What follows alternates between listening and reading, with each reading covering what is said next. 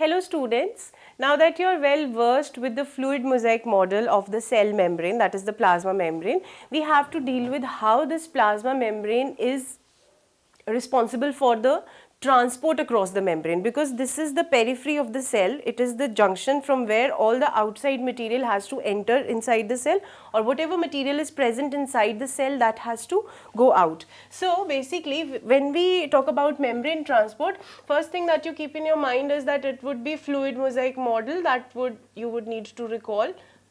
You have done that model in detail, that it is a double layer dynamic structure. Okay.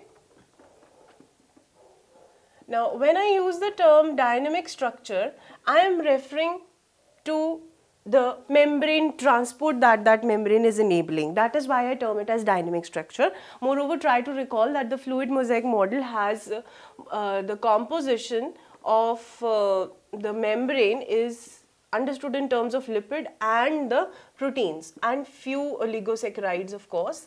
We don't get into detail of that, but for the transport purpose we need to know that because the membrane, as you can see over here, this is a lipid bilayer, this is a lipid, this is its hydrophobic head and hydrophilic head and hydrophobic tail. These both are the lipids, and there are two layers and the proteins are being embedded into it. Try to recall your knowledge of fluid mosaic model. From there you can understand that because the entire structure is primarily made up of lipids, different types of lipids. So first thing, that if the material is to be transported across the membrane, if it is lipid soluble, it would be easier for the material to pass across the membrane. If it is not lipid soluble, then there would be a difficulty and facilitated diffusion has to take place. And for that we need to understand that there are proteins known as intrinsic proteins which are present in the membrane. Those proteins which are embedded in such a way that across the membrane, entire lipid bilayer, they are present.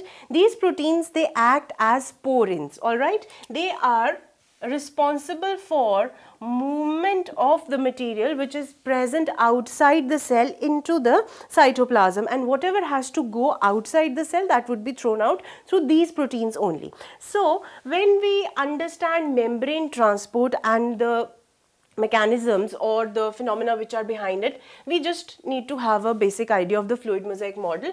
And now we get into how this transport takes place. First of all, you need to revise your knowledge about diffusion. Diffusion is a physical process, as you must be knowing. The membrane transport, please remember, whatever membrane transport has to take place, it would be occurring by the process of diffusion. My spellings are a little bit wrong. This is how you spell diffusion. Diffusion would be taking place across the lipid bilayer. Okay. Now this diffusion, as you must be knowing, diffusion is the process where from a substance at higher concentration, suppose this is the higher concentration of a particular substance, it would move towards its lower concentration. So we get it that there is a concentration gradient which is required for the movement of a particular particle. As you must be knowing, in the case of supposedly you put some ink tablet inside a glass of water, so it would get diffused because in the ink tablet the concentration of that ink particles is quite more. When they get water, they would dissolve in it and occupy the entire space. So that is the physical process of diffusion that takes place. And when we study diffusion across the membrane, we get to know that there are three ways in which this diffusion is going to take place, because this won't be entirely a physical process. Now that it has to deal with cytological aspects of the cell membrane, the diffusion would be of three types. First one, as you know, the simplest form of diffusion, that is the passive diffusion. There is another type of diffusion which is facilitated diffusion. I just now used this term when I talked about the intrinsic proteins. And last one is active diffusion. So these three ways enable the movement of any substance across the membrane inside or outside the cell. Alright. So when we talk about passive diffusion, clearly it is going to have a concentration gradient, as you can see over here. Now come to this.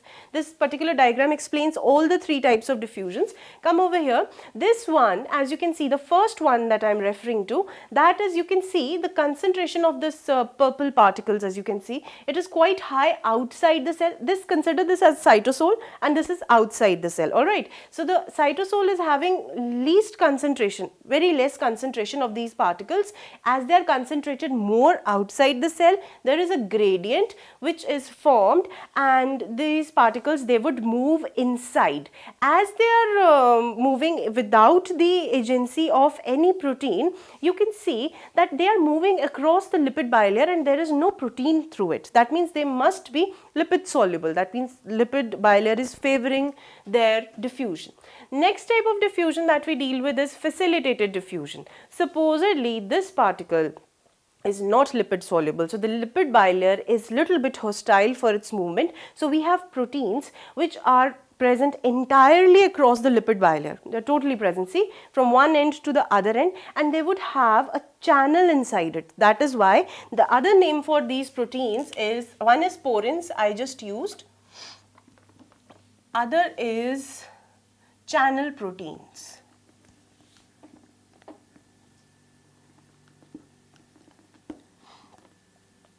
Why do we use this term channel proteins? As you can see, they are making a channel for the movement of this substance, which is again having higher concentration outside and lower concentration inside the cell. That means concentration gradient is also followed over here. Then there is another way, similar way, there is a carrier protein which is enabling the movement of the particles according to their gradient, not opposite to the gradient, because the concentration gradient is formed where the higher concentration would enable the movement of particles to a place where the concentration would be low.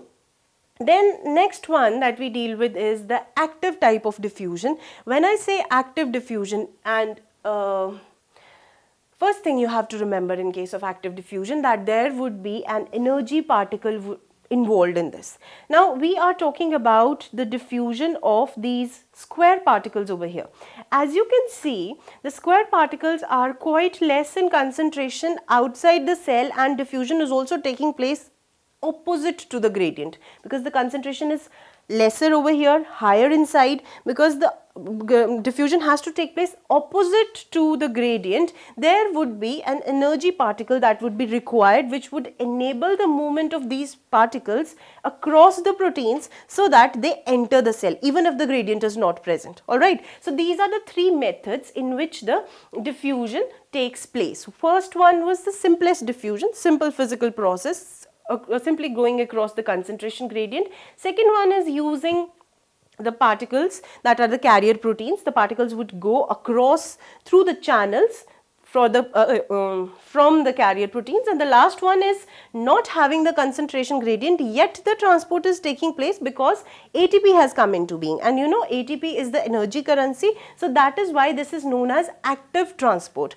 and mostly in biochemical processes it is the ATP which enables the opening. As you can see over here, this is opening up, so this is opening of the channel proteins. Alright, this opening up of channel proteins is enabled by ATP, or in other cases, some cases where this opening is taking place, that is due to the concentration gradient. So this is all about the diffusion, and the membrane transport primarily takes place with the help of three ways of diffusion, that is that we talked about: active, passive and facilitated. One thing you have to remember, that facilitated diffusion is nothing but simple diffusion taking the help of carrier proteins, because the particles which have to get diffused, they are not lipid soluble.